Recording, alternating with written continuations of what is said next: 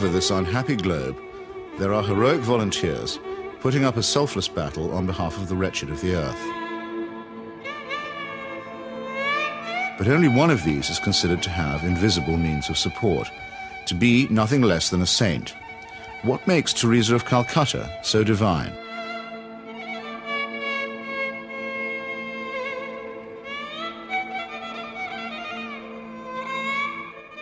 Long before Mother Teresa's helicopter touched down at about 11:20 this morning, the crowds were gathering here at Knock. Among all of you who have made this pilgrimage to Knock this afternoon, we are privileged to have with us as a special guest at this Mass a pilgrim who has come from afar, a woman whose worldwide symbol for goodness and holiness. Not many claims made by the Irish clergy are widely or uncritically accepted, even in Ireland. But the saintliness of an Albanian nun named Agnes Boiaciu is a proposition that's accepted by many who are not even believers. Mother Teresa herself receives extravagant adulation as no more than her due. Of all the women in recent history, no one has captured the public imagination like Teresa of Calcutta.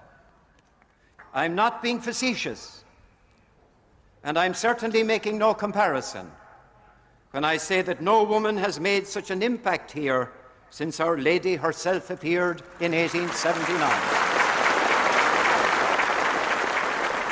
So how did this auction of hyperbole and credulity get started?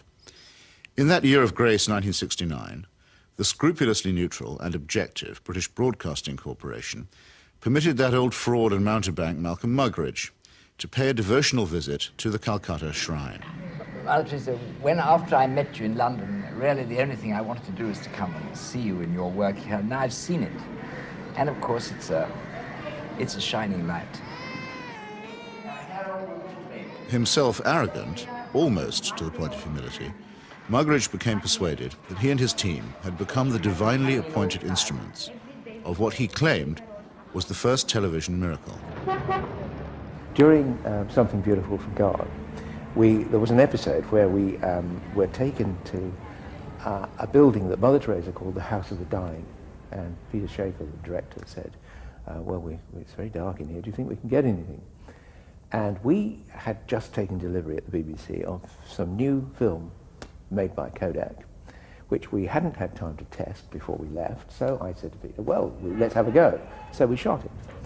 And when we got back, several weeks later, a month or two later, we're sitting in the Rushes Theatre at Ealing Studios, and eventually up came the shots of the House of the Dying. And it was surprising. You could see every detail. And I said, that's amazing, that's extraordinary. And I was going to go on to say, 3 cheers for Kodak. I didn't get a chance to say that, though, because Malcolm, sitting in the front row, spun round and said, it's divine light. It's Mother Teresa. You'll find that it's divine light, old boy.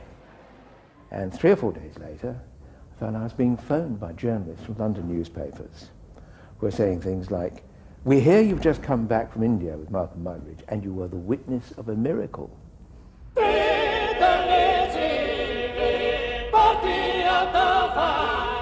And a star was born. This profane marriage between tawdry media hype and medieval superstition gave birth to an icon which few have since had the poor taste to question. It's like you're actually seeing a living saint. Give a man a reputation as an early riser, said Mark Twain, and that man can sleep till noon. How does the reputation of Holy Mother Teresa look if, just for a moment, we switch off Malcolm Muggeridge's kindly light?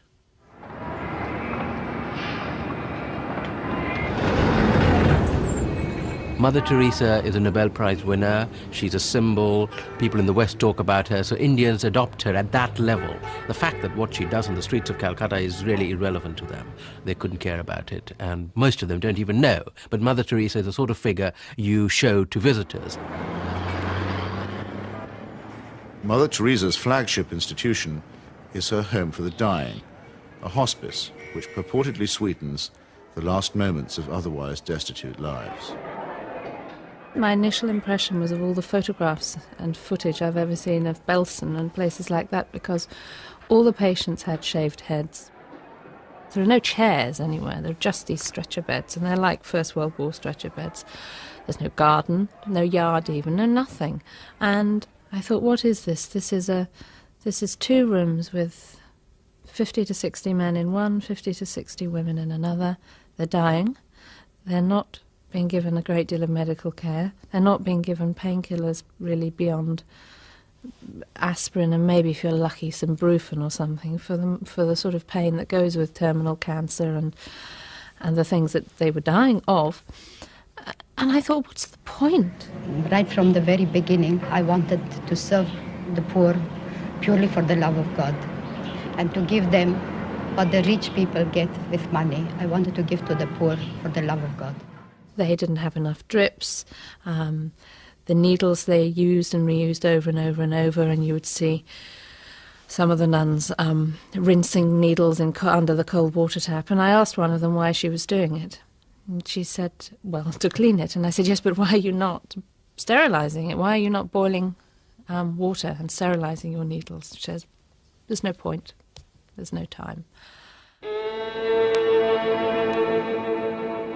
Mother Teresa's cult of death and suffering depends for its effect on the most vulnerable and helpless, abandoned babies, say, or the terminally ill, who supply the occasions for charity and the raw material for demonstrations of compassion.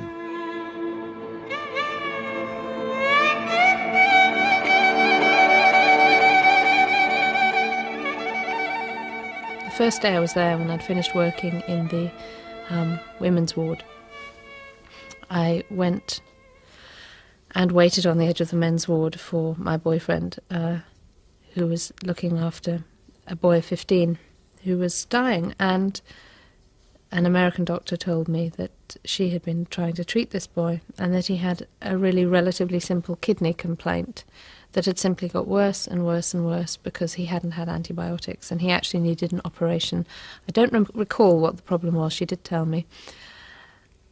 And she was so angry, but also very resigned, which so many people become in that situation. She said, well, they won't take him to hospital. And I said, why? All you have to do is get a cab, take him to the nearest hospital, demand that he has treatment, get him an operation. She said, they don't do it. They won't do it. If they do it for one, they do it for everybody. And I thought, but this kid's 15.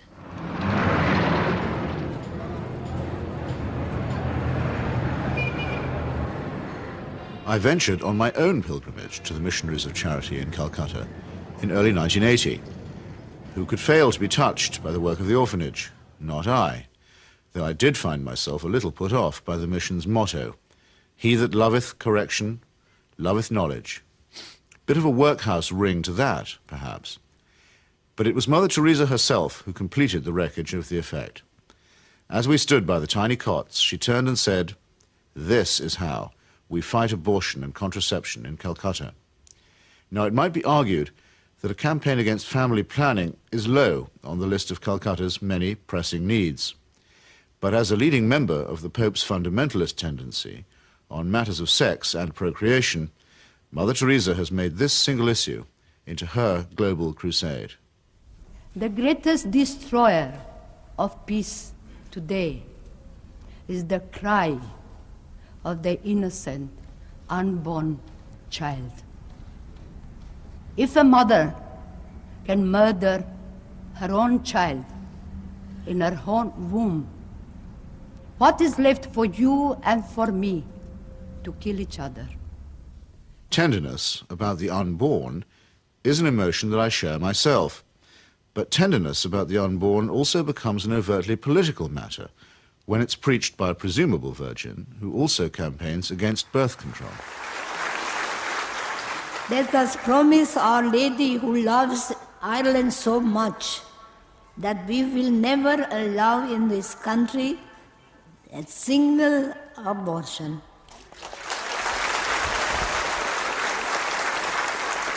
And no contraceptives. Mother Teresa has no politics, so she maintains, and so many people believe. But when she came to London in 1988, ostensibly as an advocate for the homeless, she bent the ear of the Iron Lady and sought to steer her to the support of a bill limiting abortion. The sponsors of that bill, who arranged the meeting, were in no doubt that her intervention was political. She's not a party political figure, but she's a political figure in the sense that, A, she is part of what may be called the Catholic agenda, the broader Christian right agenda, and the Catholic Church has been following what has generally been considered a hard-line approach under the present Pope. Now, she's part of that agenda, and that is fairly political agenda. I mean, you know, no abortion, opposition to birth control, ideas like that are fairly, you could say they would be contested in the political arena. And the second factor is that she is also part, if you like, of the Western agenda, where the West is still part of the third world. The rich world has a poor conscience. It wants, in fact it needs, to think that someone, somewhere, is doing something about the third world. And the Mother Teresa myth ministers to this desire. Here is a Western woman who has forsaken her life, albeit whatever life she might have had in Albania, you know, for sacrifice herself for the people of the third world. It makes the West feel better, you know. This is one of us again, once again rescuing the third world. Raising the roof. Yes, raising the roof. He's got his rations. Yes, he's got it, he's cleaning it. And then pecho shop. In the subliminal appeal that she generates, there is something of the mission to the heathen, something of the old colonial outpost, and something of Florence Nightingale. While in the silent and abject demeanor of her patients, there is something of the deserving poor. The great white hope in this iconography takes on the big black hole.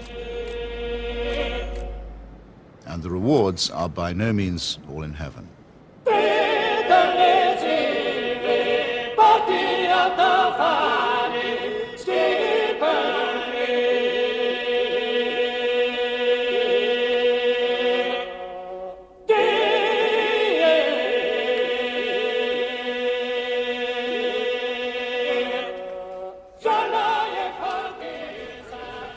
For someone whose kingdom is not of this earth, Mother Teresa has an easy way with thrones, dominions, and powers. Why do the rulers of this sinful and selfish world find her so awfully congenial?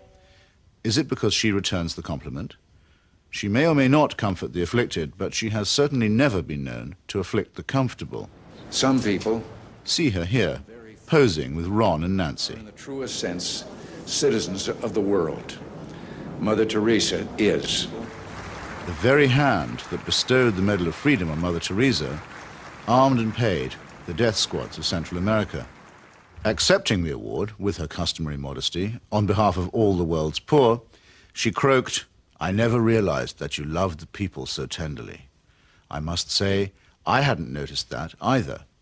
Reagan's proxies murdered, among many others, 4 American nuns and the Catholic Archbishop of San Salvador at the very moment that he was celebrating Mass. But, visiting the slaughterhouse states of the region during that period, Mother Teresa found nothing untoward. Everything was peaceful in the parts of the country we visited, she claimed, after touring the killing fields of Guatemala, adding for good measure, "I do not get involved in that sort of politics."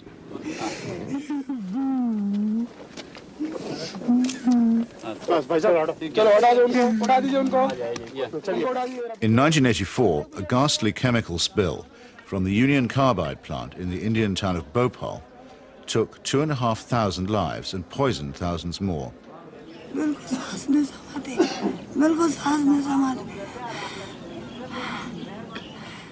This was an act not of God, but of a negligent multinational corporation.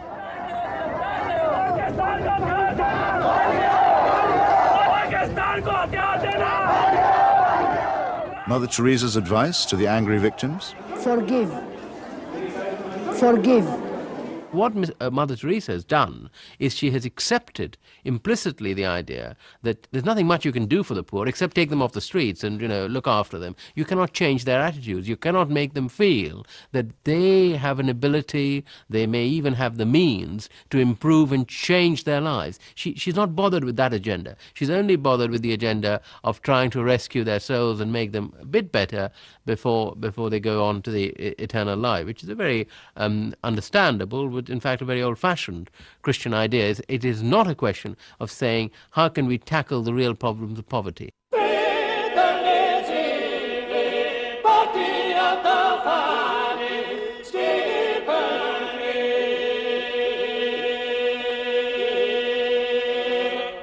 Like most people who claim to be apolitical, Mother Teresa is in practice and in theory an ally of the status quo, and when the status quo is threatened, a trusted ally of the conservative forces. This places her in bold contrast to those, even among the religious, who have rejected the fatalistic and submissive conclusions about poverty that are promulgated by Catholic traditionalists like her. With our hands, with our life, with our love, we ask justice, we ask freedom, and we take justice, because the justice is not like a gift which they gave. No, liberty, freedom, they don't give that. We have to take that. And in fact, we go through the streets and we took our liberty, we took our freedom, asking for justice. The Roman Catholic hierarchy has never forgiven Father Aristide, the legally elected president of Haiti, whom it regards as a base heretic. For his efforts to chase the moneylenders from the temple, he was banished from his order and forbidden to serve Mass. To the very last, the Vatican was the only foreign power to recognize the military junta that misruled Haiti. And the ground for this, too, was prepared by Mother Teresa. In 1980, she visited the island and accepted the Haitian Legion of Honor Award from Baby Doc Duvalier. She found much to praise in his corrupt, dynastic regime, telling astonished reporters that she had, quote, never seen the poor people being so familiar with their head of state as they were with the Duvaliers. It was a beautiful lesson for me, she simpered. I've learned something from it.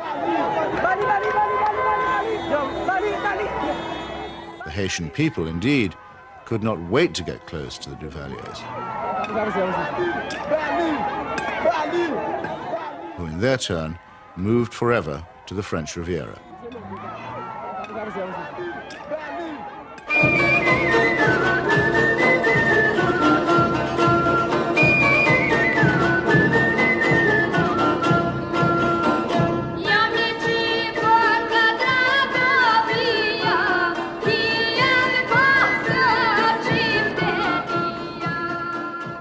Mother Teresa admires the strength of the powerful almost as highly as she recommends the resignation of the poor.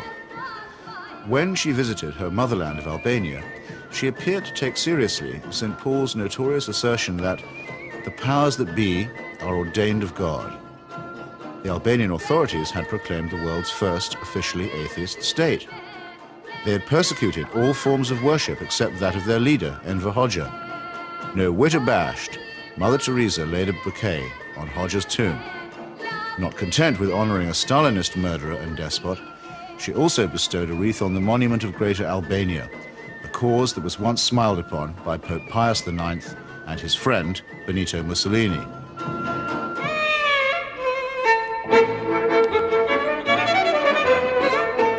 Albania is, for secular reasons, quite rich in orphans. So there was ample scope for an orphanage specialist to praise the institutions of the regime while keeping silent about its victims.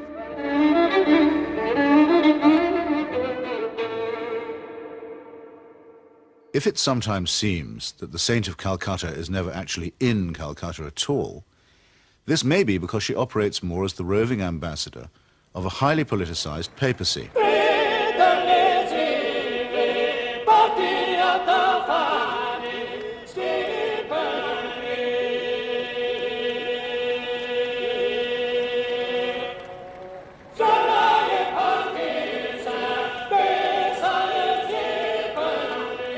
Vatican foreign policy has taken her from the shores of Lebanon, where the Roman Catholic militia perpetrated the mass murder at the Sabra and Shatila camps, to Nicaragua, where the Cardinal was the patron of the Contras, to Armenia, where she helped Mother Church gain a foothold in the Soviet Union.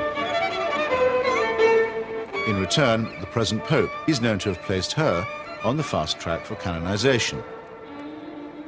This is the kind of politics in which she does indeed get involved. Sometimes when I think of Mother, I wonder if I've done just right. Though I'm many miles away, I can almost hear her say, "Where's my wandering boy tonight?" Robert Maxwell's genius for self-promotion made a nice fit with Mother Teresa's talent for fundraising.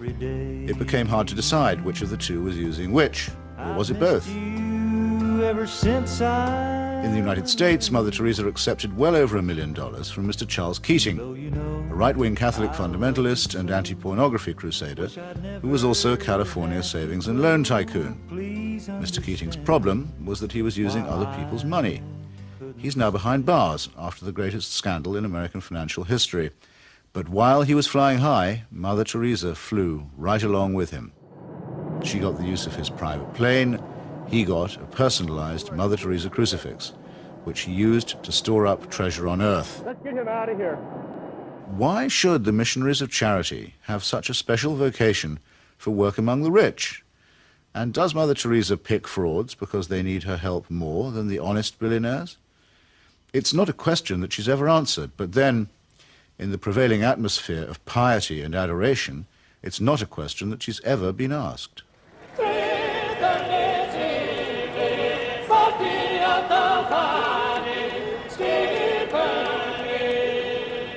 The Teresa cult is now a missionary multinational, with annual turnover in the tens of millions. If concentrated in Calcutta, that could certainly support a large hospital, and perhaps even make a noticeable difference. But Mother Teresa has chosen instead to spread her franchise very thinly. To her, the convent and the catechism matter more than the clinic. Now we are in 105 countries and we have 500 convents all around the world, without counting India. Beautiful.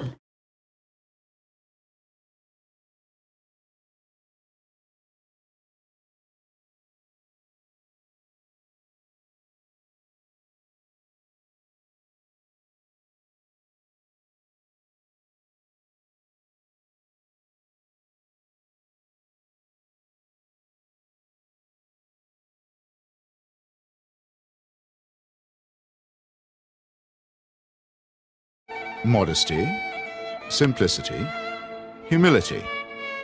By these canonical keywords, we are taught that we may recognize saints. Yet Mother Teresa regards herself as mandated by heaven, which is hardly modest. She lends spiritual solace to dictators and to wealthy exploiters, which is scarcely the essence of simplicity. And she preaches surrender and prostration to the poor, which a truly humble person would barely have the nerve to do. When she speaks about private or public morality, opposing family planning, for example, or defining abortion as quite literally the greatest threat to world peace, she takes on the grim and tedious tones of the zealot and the fanatic. In a godless and cynical age, it may be inevitable that people will seek to praise the self-effacing, the altruistic, and the pure in heart. But only a complete collapse of our critical faculties can explain the illusion that such a person is manifested in the shape of a demagogue, an obscurantist, and a servant of earthly powers.